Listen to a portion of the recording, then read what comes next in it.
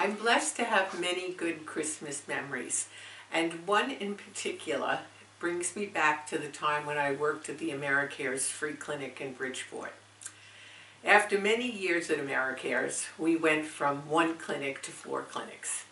So at the point in which I was at the Bridgeport clinic, and we were 4, each clinic received an amount of money to have a party for our volunteers.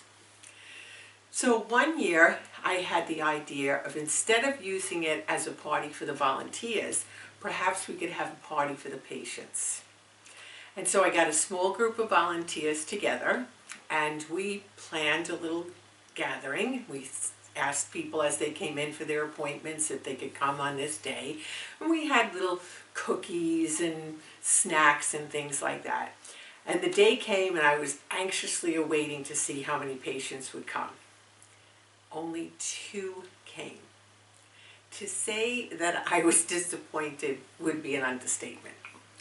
So we all stood around, more volunteers and workers than patients, and at the end of about an hour, one of the patients who came said, "You know, would you like me to help you with this next year?" And I said, "Yeah, that sounds really good." So the thing that she said first was, she said, "First, you have to have real food. So not just cookies." I said, "Okay." So the next year we got together, Dorothy came over and we planned it ahead of time and we had various foods and we publicized it earlier and we had more people. I would say maybe around 20, and I was just ecstatic. So as this group of 20 knew we did it one year, the next year they started to ask about it. So again, I got my little committee together and we said, "Oh, let's do a few other things."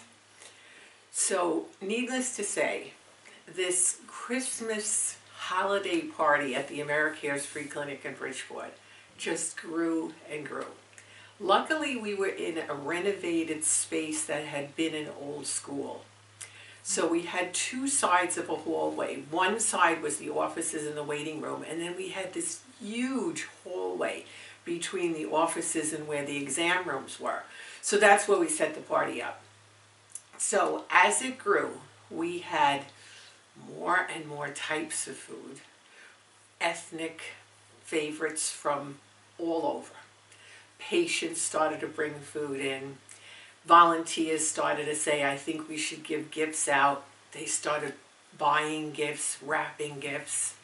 One year, one of the doctor's daughters and her friend decided to buy an artificial Christmas tree and decorate it. And we raffled it off as the door prize. I had one patient who started to dress as Santa Claus. One year we had salsa dancing. So at the last party that I was at just before I left the AmeriCares Free Clinic, we must have had close to 80 people. Wow. And I just attribute it to being able to collaborate, to take from the thoughts of others and just be willing to learn and jump in.